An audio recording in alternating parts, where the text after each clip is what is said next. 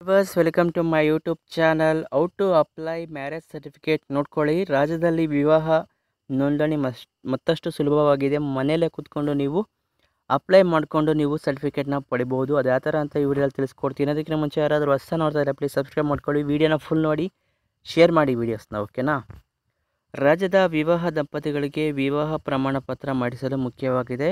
ಮದುವೆ ಪ್ರಮಾಣ ಪತ್ರವು ಇಬ್ಬರು ವ್ಯಕ್ತಿಗಳ ನಡುವಿನ ವಿವಾಹ ಪುರಾವೆ ಕಾರ್ಯನಿರ್ವಹಿಸ್ತದೆ, ಓಕೆನಾ. ಎಲ್ಲರೂ ಕೂಡ ಮಾಡಿಸ್ಲೇಬೇಕು, ಮದುವೆ ಆಗಿರೋರು. ಇದು ನಿಮಗೆ ತುಂಬ ಇಂಪಾರ್ಟೆಂಟು. ಕರ್ನಾಟಕ ವಿವಾಹ ಪ್ರಮಾಣ ಪತ್ರ ವಿವರ ನೋಡ್ಕೊಳ್ಳಿ.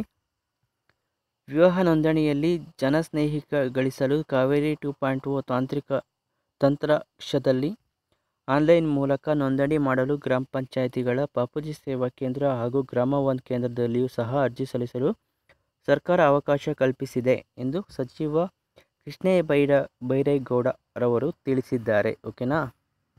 ಕರ್ನಾಟಕ ಸರ್ಕಾರವು ವಿವಾಹ ಪ್ರಮಾಣೀಕರಣಕ್ಕಾಗಿ marriage registration certificate Kaveri online ಸೇವೆಗಳು ಮತ್ತು ಎಂಬ ಆನ್ಲೈನ್ ಪೋರ್ಟಲ್ನಲ್ಲಿ ಆರಂಭ ಮಾಡಿದೆ. ಆನ್ಲೈನ್ನಲ್ಲಿ ನೀವು ಅಧಿಕೃತ ವೆಬ್ಸೈಟ್ನಲ್ಲಿ ಹೋಗಿ ನೀವು ಅಪ್ಲೈ ಮಾಡ್ಕೋಬೋದು.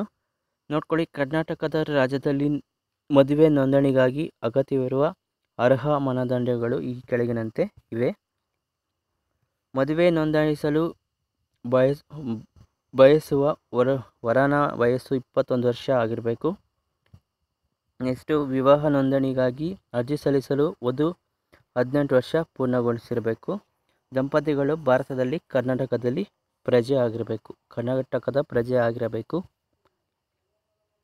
ಕರ್ನಾಟಕದ ವಿವಾಹ ಪ್ರಮಾಣ ಪತ್ರಕ್ಕಾಗಿ ಅರ್ಜಿ ಸಲ್ಲಿಸುವ ಬೇಕಾದ ದಾಖಲೆಗಳು ಈ ಕೆಳಗಿನಂತೆ ನಿಮಗೆ ಕಾಣಿಸ್ತದೆ, ನೋಡ್ಕೊಳ್ಳಿ. ಪೂರ್ಣವಾಗಿ ಭರ್ತಿ ಮಾಡಲಾದ ಹಾಗೂ ವಧು ವರಗಳಿಂದ ಸಹಿ ಮಾಡಲಾದ ಅರ್ಜಿ ನಮೂನೆ, ಮದುವೆಯ card. Next, voter ID, passport size photo, passport ಅಥವಾ driving licence, telephone bill, electricity bill ಇತ್ಯಾದಿ. ವಧು ಮತ್ತು ವರನ ನಿವಾಸಿ ಪುರಾವೆ ಇಷ್ಟಿದ್ರೆ ಓಕೆ.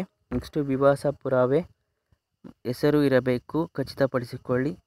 ವರು ಮತ್ತು ವಧು ವಯಸ್ಸಿನ ಪುರಾವೆ, ಉದಾಹರಣೆಗೆ 10ನೇ ತರಗತಿ ಅಂಕಪಟ್ಟಿ ಅಥವಾ ಪಾಸ್ಪೋರ್ಟ್.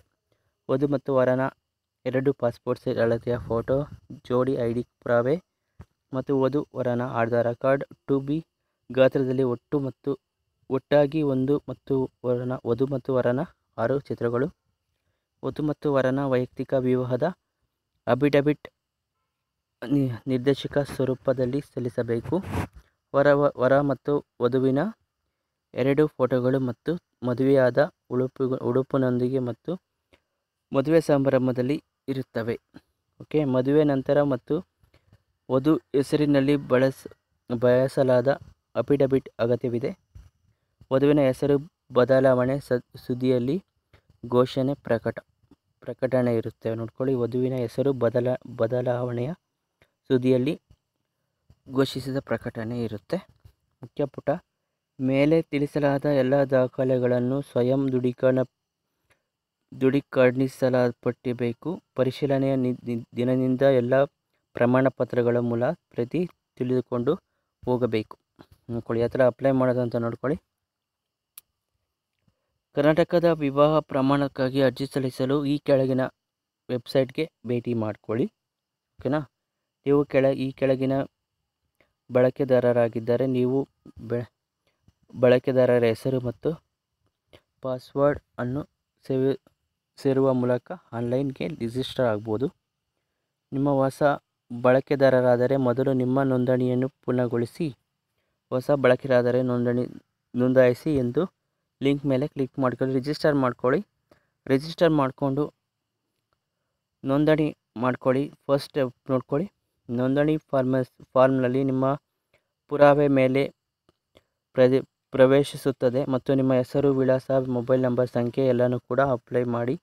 ರಿಜಿಸ್ಟರ್ ಬಟನ್ ಮೇಲೆ ಕ್ಲಿಕ್ ಮಾಡ್ಕೊಳ್ಳಿ. ಈಗ ಲಾಗಿನ್ ಮಾಡಿ ಮದುವೆ ನೋಂದಣಿ ಪತ್ರ ಎಲ್ಲನೂ ಕೂಡ ವಧು ಮತ್ತು ವರನ ಡಾಕ್ಯುಮೆಂಟ್ ಎಲ್ಲ ಭರ್ತಿ ಮಾಡ್ಕೊಳ್ಳಿ. ಭರ್ತಿ ಮಾಡಿ ಅರ್ಜಿನ ಈಸಿಯಾಗಿ ಅಪ್ಲೈ ಮಾಡ್ಕೊಳ್ಳಿ. ಈ ವಿಡಿಯೋ ಇಷ್ಟ ಆದರೆ ಒಂದು ಲೈಕ್ ಮಾಡಿ. ಇದೇ ರೀತಿ ನೋಡ್ತಾರೆ. Thank you for watching this video. Take care, bye.